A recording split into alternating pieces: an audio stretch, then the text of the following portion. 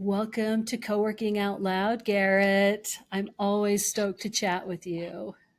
Yeah, likewise. I was the invite email was the quickest response I've ever given to anything. I'm like, please, let's go. I love it. And this, as you know, I mean, you were on the show 3, 4 years ago. It's like what a wild ride it's been since then. But as you know, this is an kind of a deeper dive into co-working content and community. And when I was thinking about this show, I was like, oh, we're just gonna go with all of it. Sometimes with my guests, it's one thing or the other, but I feel like I would love to just dig into all of that good stuff with you. Sounds great. Cool. Let's So go. I want to jump back actually. So Hygge from its inception has been really focused on community. I want to get into your mindset before you opened, as you opened, like what was that vision that you were trying to bring into the world? Yeah, I so when we started Huga, I was running with a friend that marketing agency, working out of co-working space, and it was there about a year.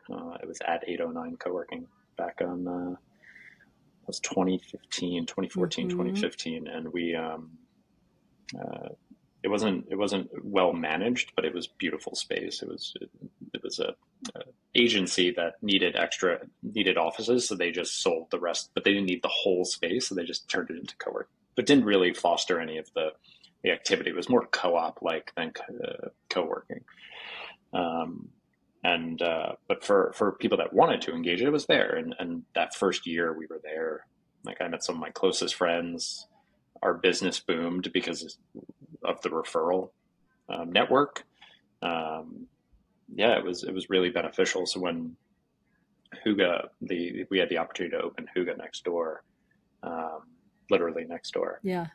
It was a no brainer to dive into something like look at what's happening and nobody's making an effort. What happens if we open space and actually very intentionally created it centered on connecting people and that mentality, less about just sharing space and more about maybe activating it together.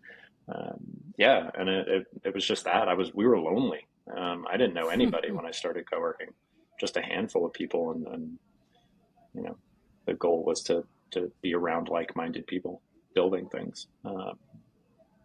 It's the one thing that unifies most people in a co-working space is we all have a job to do. So it seemed logical to uh, take a stab at expanding that and growing our network and making friends and all those things. Like what happens if?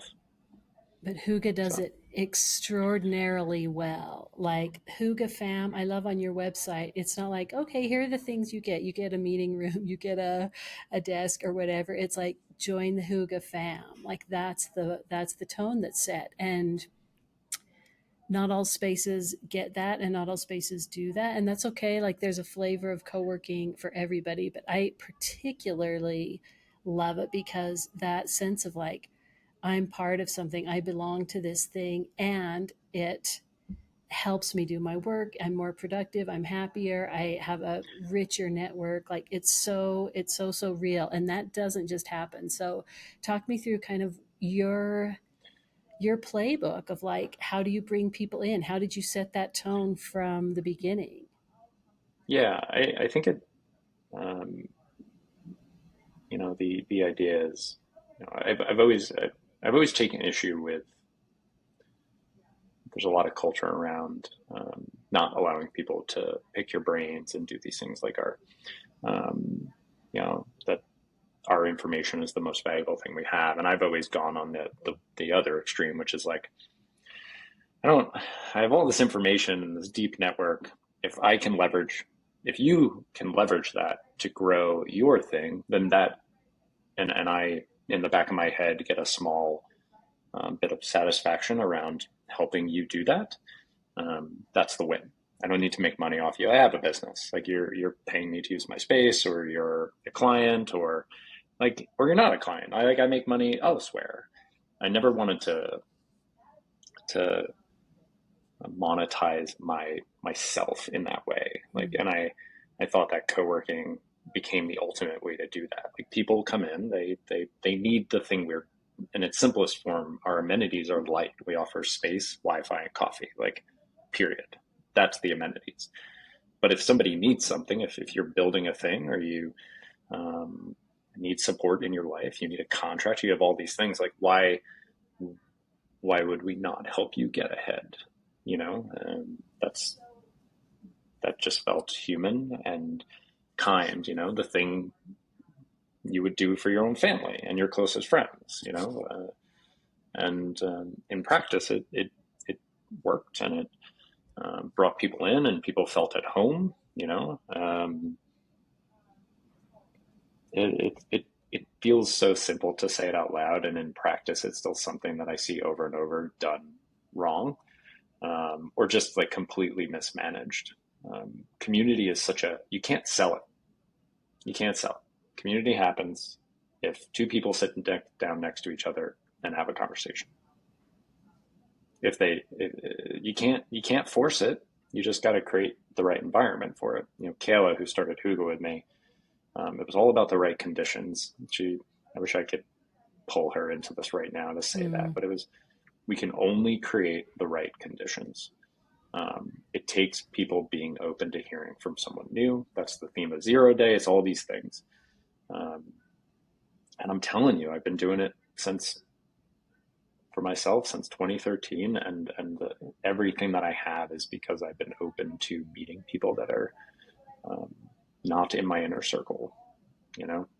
And I find that as we get older, that we get more set in our ways, that we become less and less open to new people, new ways of thinking.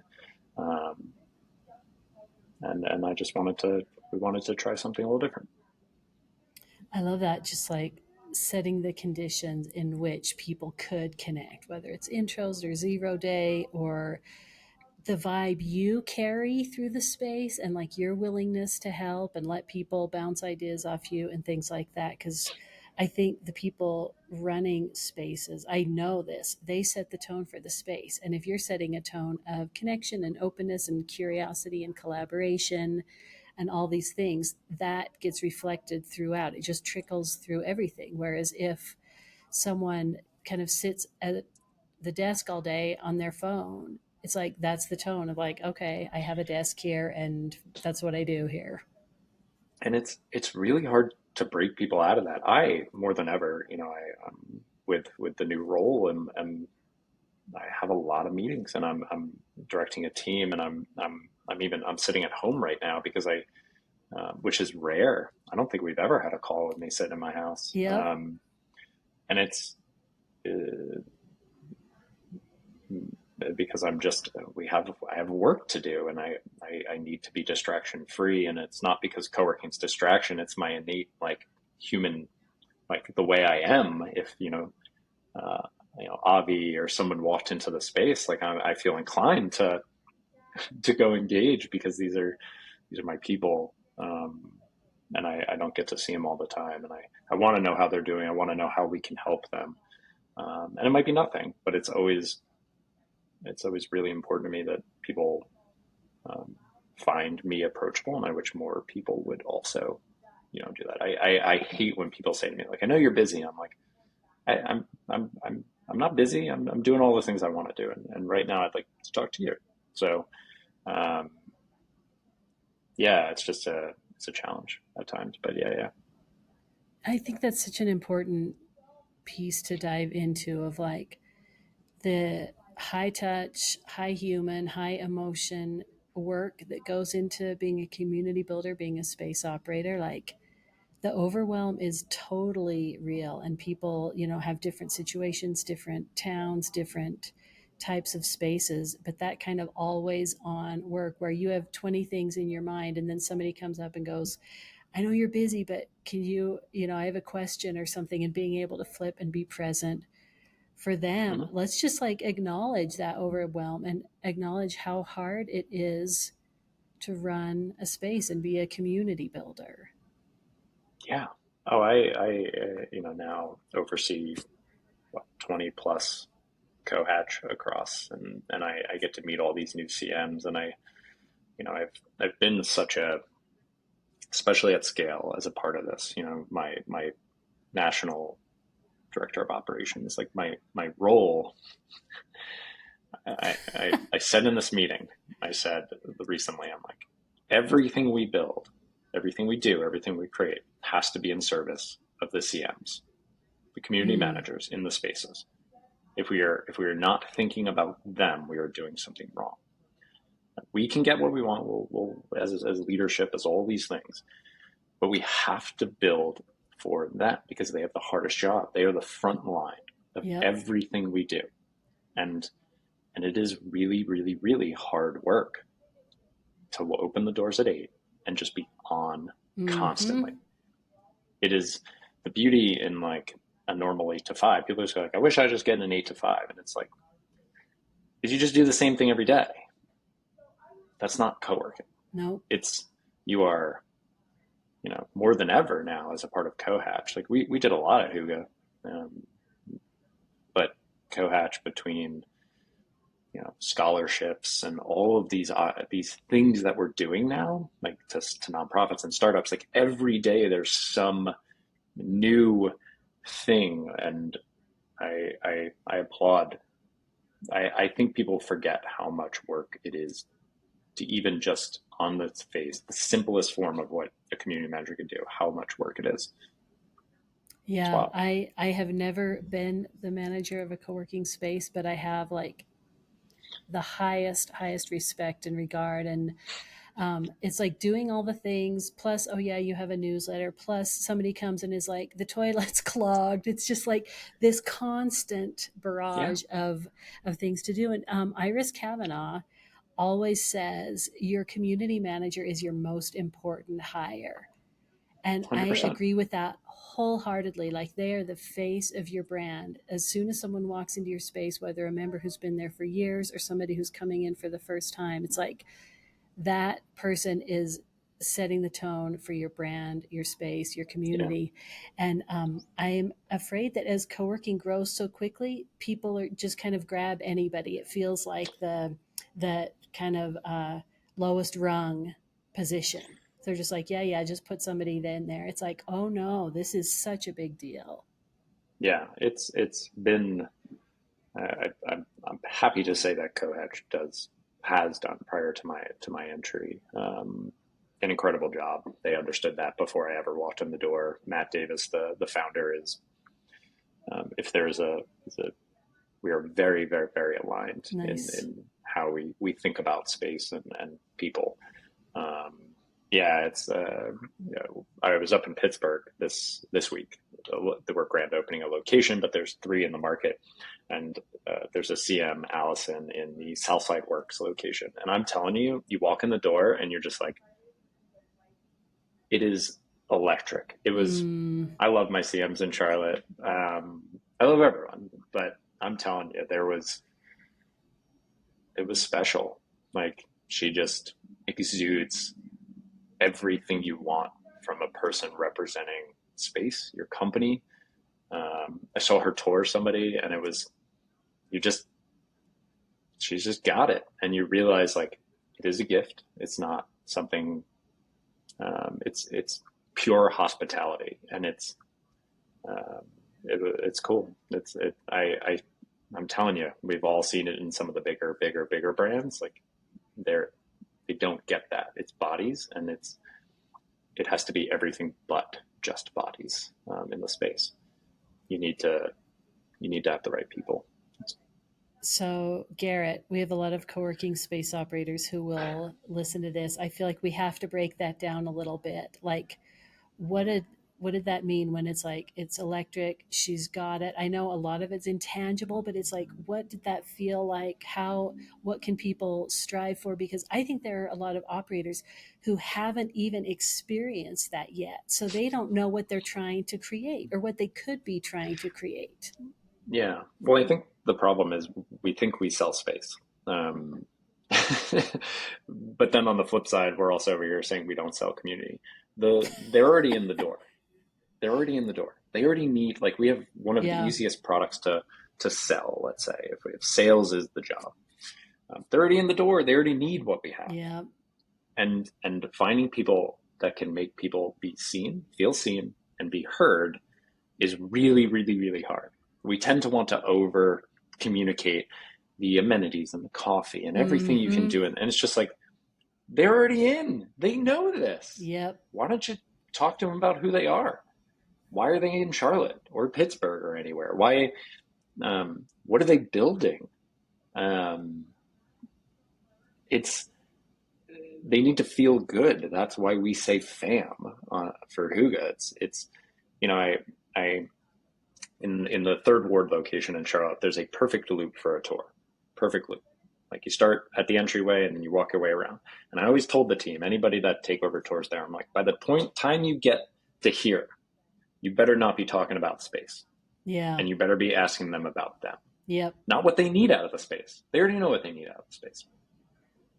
Ask them about them. And I'm telling you, if you don't do that, you'll get back to the door and they will leave.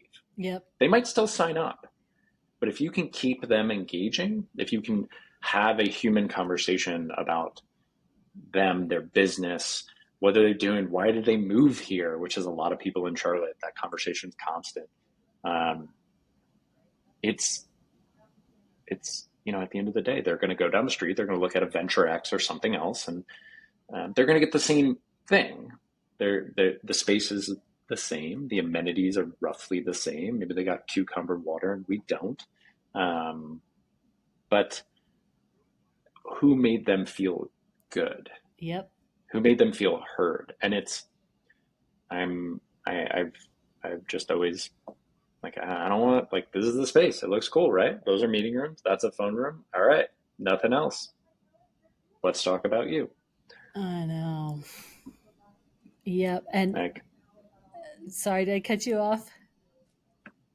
no, As you're good. Go. as a member, fabulous spaces are great, fabulous amenities are great, but after a while, a few weeks, a few months, you kind of go blind to it, right? And it's just the space you go in, so it becomes entirely about what's the vibe in there? How do I feel when I'm in the space? And if on a tour you're just asking, asking, asking, it gives such a amazing foundation so that then when you bump into somebody, you can be like if they're touring me, Kat, this is Garrett. He also loves co-working. I'm sure you guys have a ton to talk about. And it's like making that first connection so that if and when I do join, I see you. I'm like, oh, hey, Garrett, how's it going? It's like having a tiny little toehold into a community opens the whole thing up. And if people don't have that because you have no idea who they are or what they're doing or why they're there or whatever, you can go days, weeks, months without talking to anyone, just like going back Yeah. and forth to your office.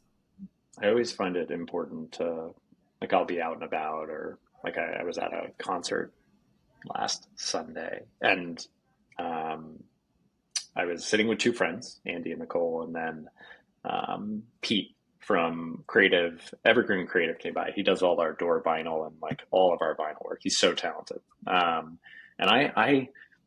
I think in so many cases, like in passing, Andy, and a lot of people would be like, "Hey, Andy, this is Pete. Pete this is Andy." They'd be like, "Oh, nice to meet you. All right, I'll enjoy the concert," and you move on. And I always try to give people more context in that Mm, moment.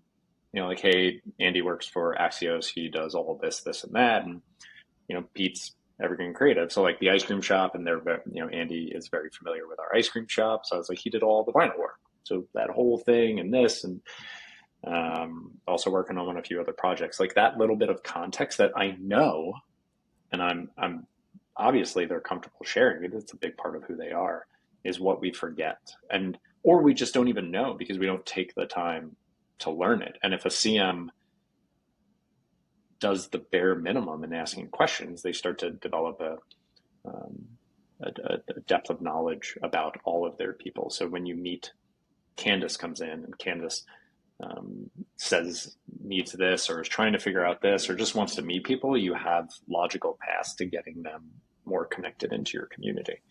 yep. It's work. It's not easy. No, it is not easy. To do it well is some next level stuff. Community managers should be prized and treated with great respect and compensated accordingly. You know, it's such a big thing to do it well. Yeah, It's funny with the intros. You just reminded me. I When I was little, growing up, one of my friends' moms would always do that context thing. Like, for instance, if I was sleeping at their house and they had friends over, she'd be like, come introduce us. And she'd say, this is Catherine. Catherine's on Christina's volleyball team. And, you know, they're doing such and such. And she'd say, this is Mr. and Mrs. So and so. They're visiting from Virginia. And as a kid, you're like, hi. But as an yeah, adult, I remember that. It's like, that's how it's yeah. done. And it's taking that into co-working, like that context is everything. Well, it's how it should be done. Because you know how it would typically would be done. It's like Pete, Andy, Andy, Pete. Pete walks away. Andy goes, "How do you know Pete?" And you tell him, and you'd be like, Yeah. "Huh? Like, why didn't we just do Why don't that we when just they were say that? standing here?"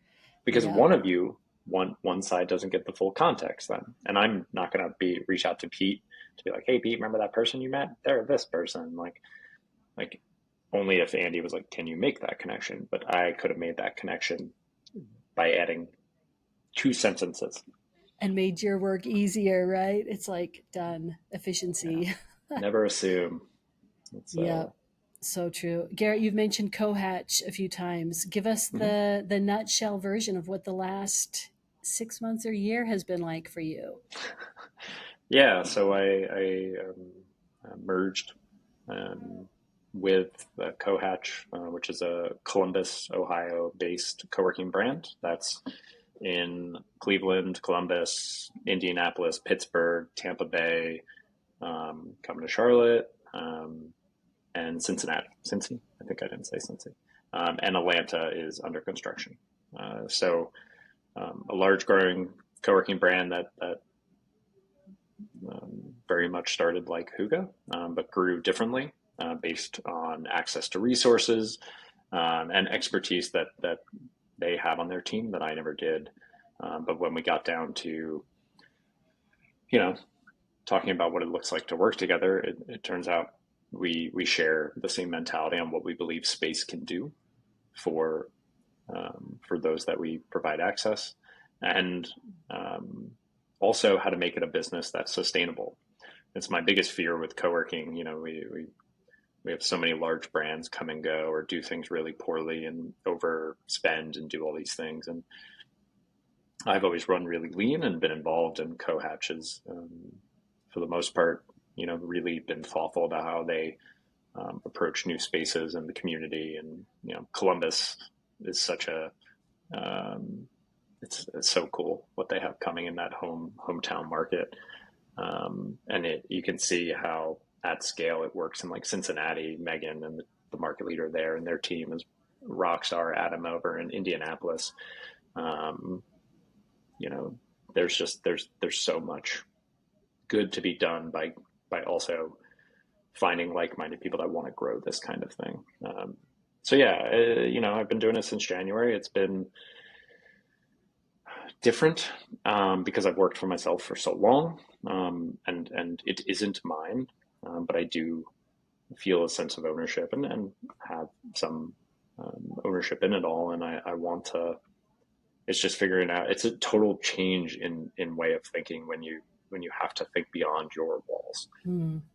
and also how every market's different. Every location's different. Like Charlotte's very close. Like we basically we're one giant neighborhood here. Like it's all our locations are on top of each other. But if you look at some of the other markets, you're separated by a good bit. Oh, yeah. So you know a location in the suburbs of Pittsburgh versus a different suburb of Pittsburgh is drastically different. So it's you know posing new cool challenges to building community. To be honest, it's at a level of diversity that I don't even have in Charlotte that I kind of really love, Hmm. because you're truly like each location can develop and build. Like Charlotte is Hygge. Hygge is Charlotte. Like we have one Yeah. very distinct community, um, but there's power in that diversity that Cohatch has, and it's really neat to see in some of these markets, and you know, especially Cleveland and Pittsburgh. I'm excited to see how it grows. Um, as for me, just it's been a lot, um, because I'm learning. I've like Yeah. anybody that's worked for themselves and then goes the other direction. Um, Cohatch has been wildly graceful with my approach to things. I'm historically not easy to work with. I'm very particular about who I associate with on the job front, because people have to get me. They have to Mm. get me.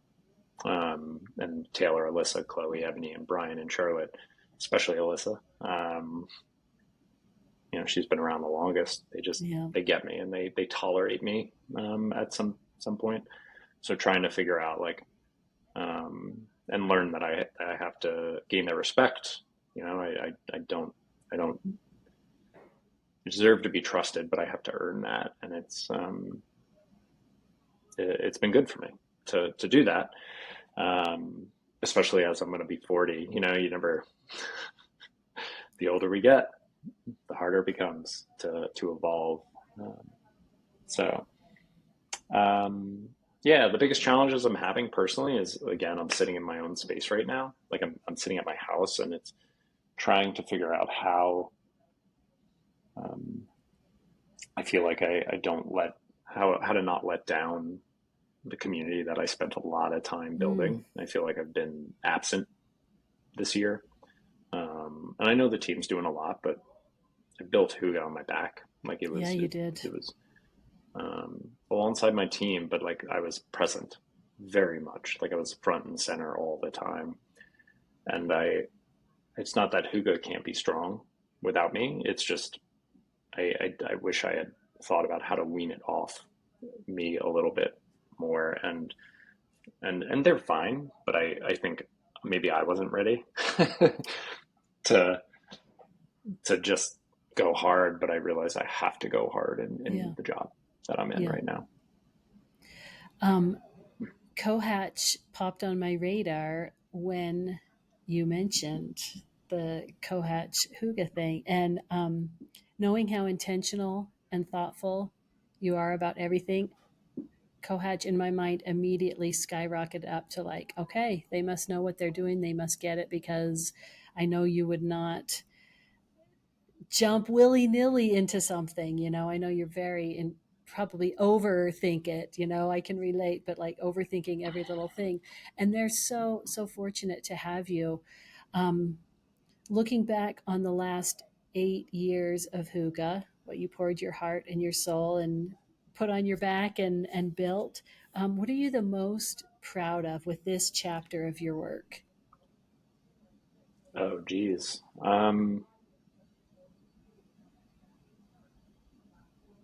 Like right now, Yeah. um,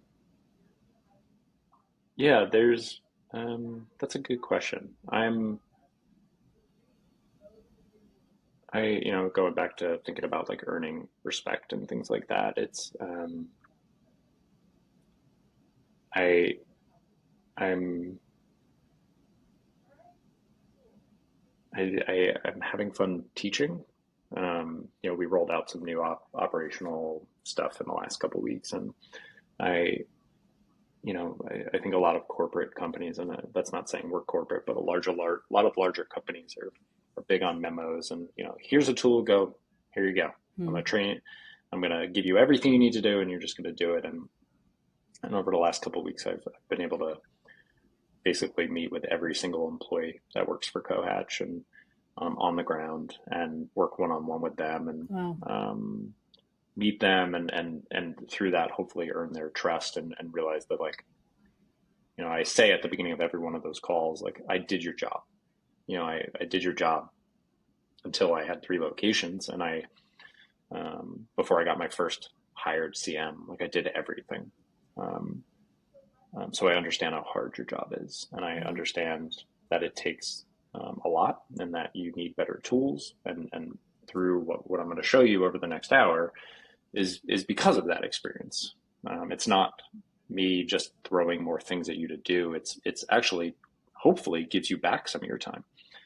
hopefully it makes you more successful in how you communicate with members and potential members. So that, um, because that's the type of leader I want to be for you, and then hold their hand for the next couple of weeks, be accessible.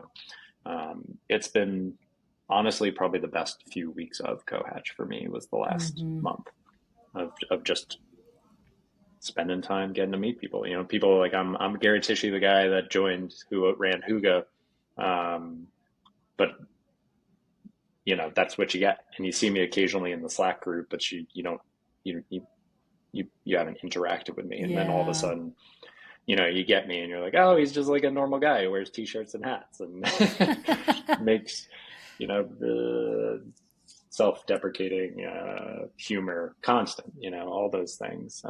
But it's because I want people like I'm human, like Matt Davis, the same thing. Like when you meet Matt, the founder, you're like, oh, you're just like a normal dude who's built a I really cool love thing. that. Yeah. You're smart, like he's so freaking smart, and I don't know if he'll listen to this, but he's he gets it, and he continues to find ways to leverage what he's built to build it bigger and more and bring more people into the fold. It's crazy things he's doing. Like I can't even. I hope you get to meet him and sit and chat with him one day, Yeah. I'll look forward to it. especially about what he's building in Columbus. There's something coming, and it's just like it's a dream. Like he texts me about it, I'm just like, that's the dream, man. Mm. Like you're. It's not like a jealousy thing because I get to be a part of it. I get to see it come together. It's just like how flippin' cool. Like, and it's breaking the mold in everything that's been done from a scaled co-working space across the board. Like, yeah, you know, Garrett, it's mind blowing. I need like sneak peeks. I You're know. alluding to some amazing things. Like I can't wait to see what's happening. And in the meantime, like what can you tell me? Yeah, it's just it's like how do you find more ways to to leverage space for other people's gains?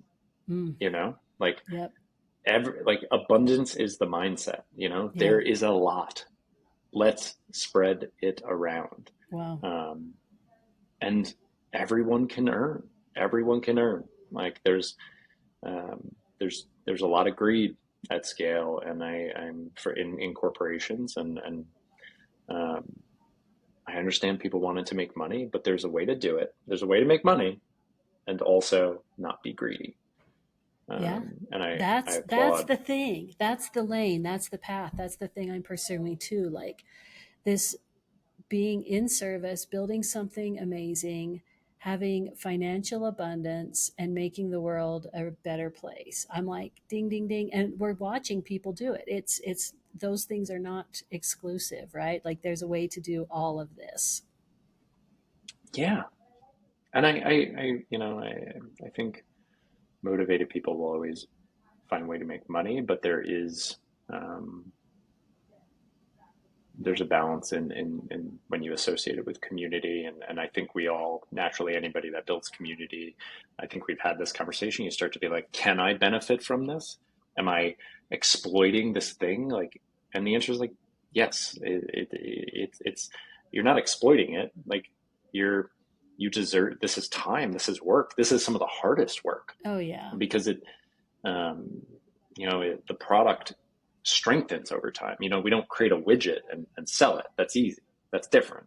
We, you know, the thing we built day one is infinitely less valuable than is 8 years later, 9 years, 10 years later. You know, co-working out loud, like all of this stuff, the lab, like every new human brings new value to that. Like you should earn for that. That's important because it takes time and effort. And with every additional human, that's a new variable. It's a new person that you have um, to take care of, and that means more work. It's a really hard thing, and I've struggled with it over time. It's why our pricing has never changed. I mean, though, I always think about this, though. There are far easier ways to build community. If you just want to build community, you can like just host a pop up thing. Like, you don't have to open a co working space. This is a very specific thing that Yes. has a foot in community and a foot in future of work. Let's go.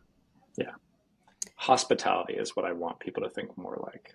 Like it's unfortunately we get stuck in the retail like sector. Like we are not retail, real estate.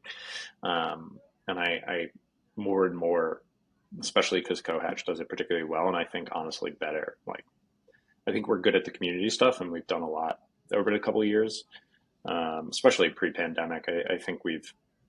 I think everyone struggled to recapture some of the former glory that was co-working Mm, pre-pandemic. yeah. Even if numbers are back where they were, there's just a different energy. Mm, Cohatch is like I hate to say white glove, but like the ability to make people feel at home in all revenue. Like if you're looking at each, is so impressive. mm. Um, and I'm learning a lot from it. I think everyone has a lot could learn a lot from it. Garrett, I'm going to pin you down. You didn't answer my question. What are you the most proud of from your time in the first 8 years of building Hygge? Um, uh, Man, I'm proud we survived the pandemic. Yeah. That I didn't lay people off. Um, I kept a lot of things intact. Like it was a dark time. It was like I hate to like I don't even like talking about it anymore because it's Mm. like, but it showed a certain resilience that I'm pretty resilient that um, I am surprised at times that we made it through. Um, I'm surprised that I didn't start drinking again. I'm surprised that I didn't lose a location. I'm surprised that I maintained as many relationships as I did. Um, Outside of that, like God, I could name countless people that have been affected by space. People that have gotten engaged and married that met at Huga, um, people's businesses that thrived in the environment because they made connections. Um, it's hard to say one thing, but I think the collective whole is. Um, I'm not done yet with it all, but if I like sunset it today, let's say today I retired from co-working, I would feel pretty damn good about the effect that I had on a lot of people, that my team had, that the space had, that the brand had.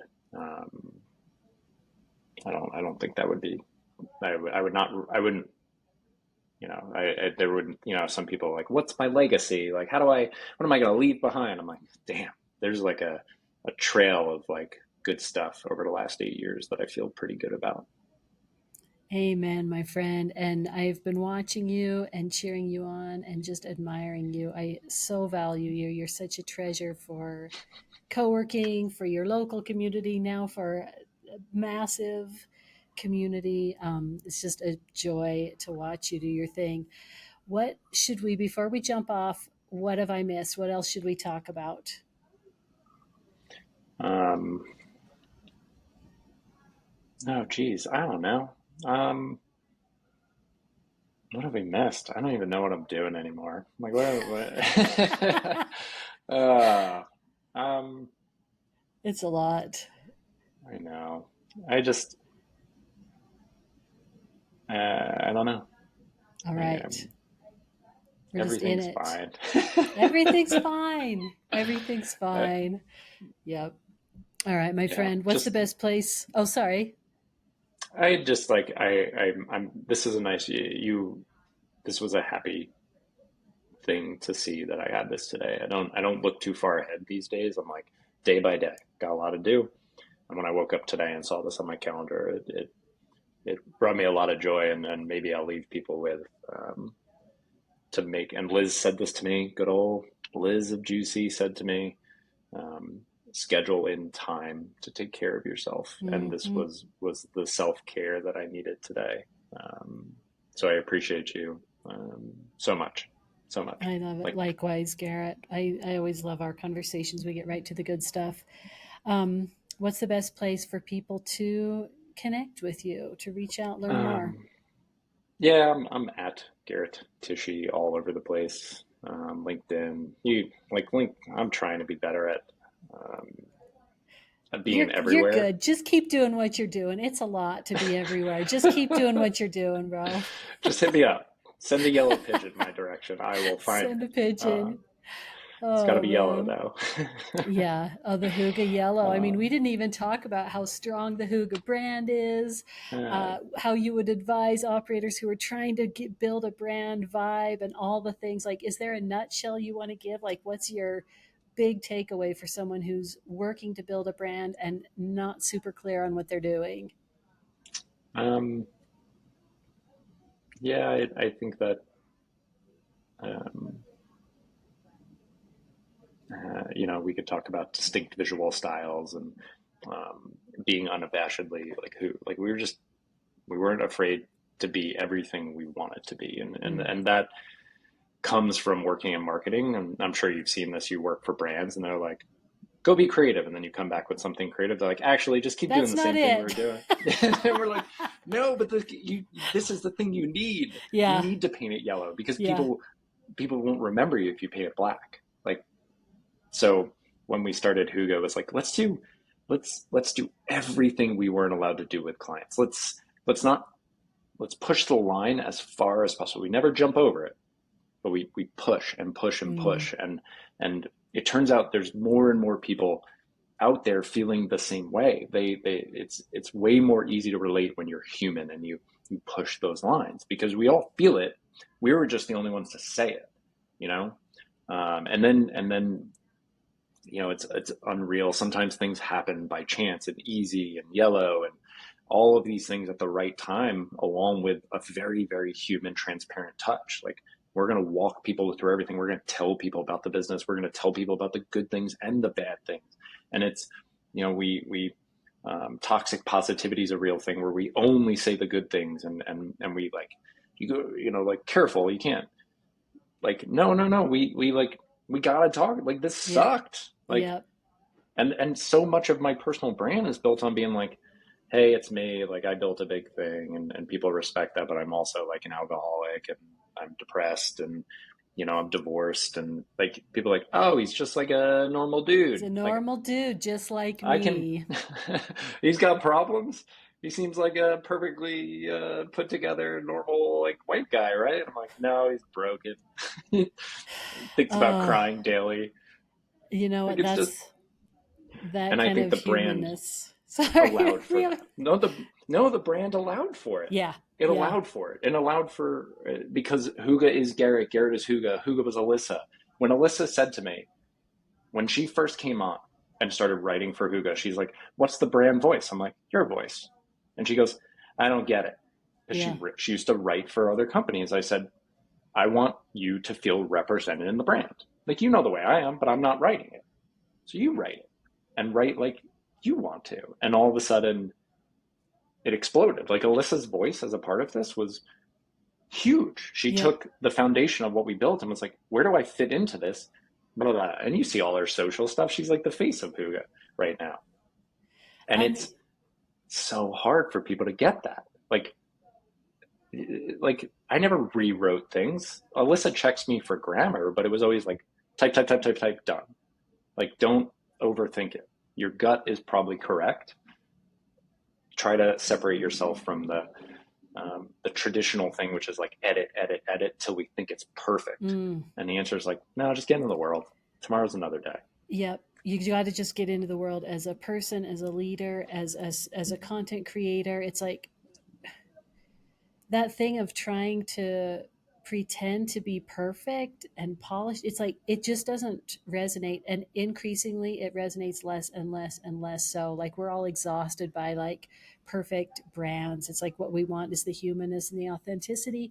And if Alyssa was trying to write or create as Garrett, it would fall completely flat, right? And when she tries to pull Garrett into doing reels, it's like the best thing ever because you're so you and she's so her, and it's just so Yeah. real. It's like that authenticity piece. It's a hard, easier said than done, but that is the golden ticket to connecting with people. But that's a Yeah. separate conversation, my friend.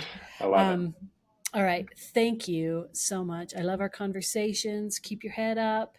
We're Thanks. all cheering you on. I can't wait to see what's next for you. Yeah. Thanks, Kat.